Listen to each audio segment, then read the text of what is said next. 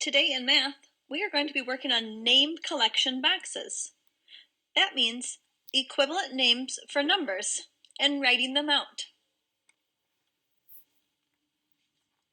Your first task, I want you to think of as many different names for the number 8 as you can.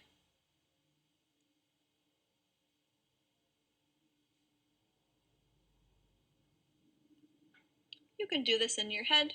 You can write it down.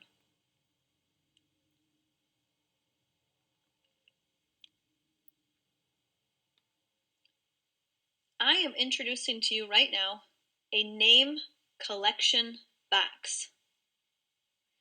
Right here in the corner that I'm going to outline in yellow is where the number will always be that you are naming. And the number that we are naming right now is the number 8. And this is its name collection box. This is the name collection box for the number 8. And inside this box, we are writing different names for that number. This is different ways to show this number, to say this number. Equivalent. Let's look at some ways that I've written in the box. I will use light blue to underline each item as I talk about it. Some different ways that you might explore would be write the number out in word form. Sometimes you might not know exactly how to spell the number, but that's okay. Just do your best. So you could write the number in word form. You might use addition problem expressions. 5 plus 3 equals 8. You might use subtraction problem expressions. 9 minus 1 equals 8. These are both different ways to name 8. You might use tally marks, just like we do to record the weather or how many days that we've been in school. We know that 4 with a slash makes 5, plus 3 more is 8. You might draw an array. 4 on top and 4 underneath, or 2 rows with 4 in each, make 8. You might use money. 1 nickel that equals 5, plus 3 more, 5, 6, 7, 8. So you could use money. You might use a 10 frame. You know that if there is a 10 frame drawn with 2 empty spaces, that means that there are 8 shown. You can even draw pictures or symbols, and I will just do that with hearts, blue hearts. 1, 2, 3, 4, 5, 6, 7, 8. So you could also draw pictures for your name collection box. These are all names for 8. Names for the number 8. What about the number 10? Can you think of some different ways that you would name the number 10?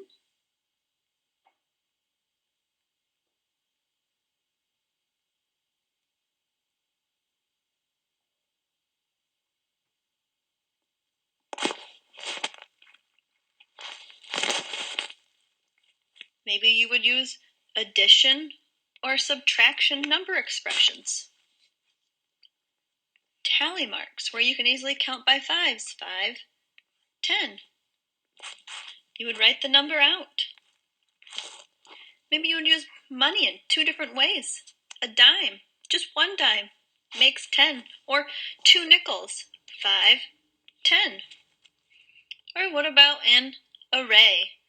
2 rows with 5 in each row. 5, 10.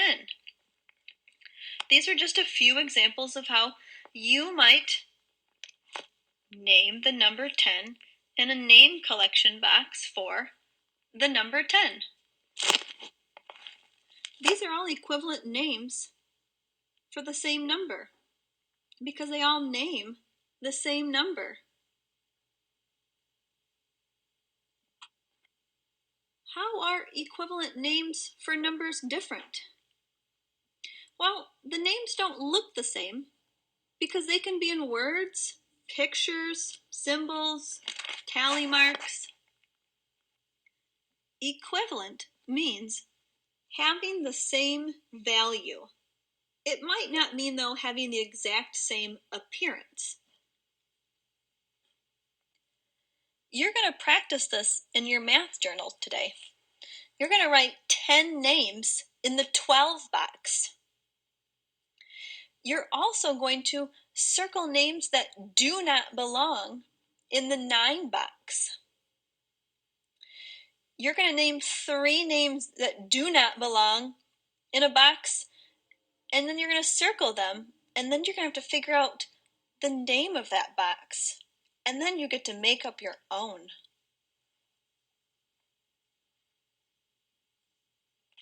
Before you go, I want to do a quick little review of doubles facts. I want you to first think of as many doubles facts as you can. Pause the video if you need to. Think of as many doubles facts as you can. I've written some out and I stopped at 10 plus 10. 1 plus 1 equals 2. 2 plus 2 equals 4. 3 plus 3 equals 6. 4 plus 4 equals 8. 5 plus 5 equals 10. 6 plus 6 equals 12. 7 plus 7 equals 14. 8 plus 8 equals 16. 9 plus 9 equals 18. 10 plus 10 equals 20. Are the sums of the doubles facts odd or even? Remember that these are the sums.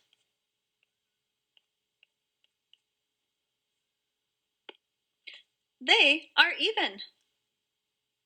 The addends in each fact are the same, so they pair up. I used symbols right here, little circles, to show you. 1 plus 1. They're pairing up to make 2. 2 plus 2. 2 plus 2 equals 4. When the counters match up, there are none left over. So the ones digit in each sum is even.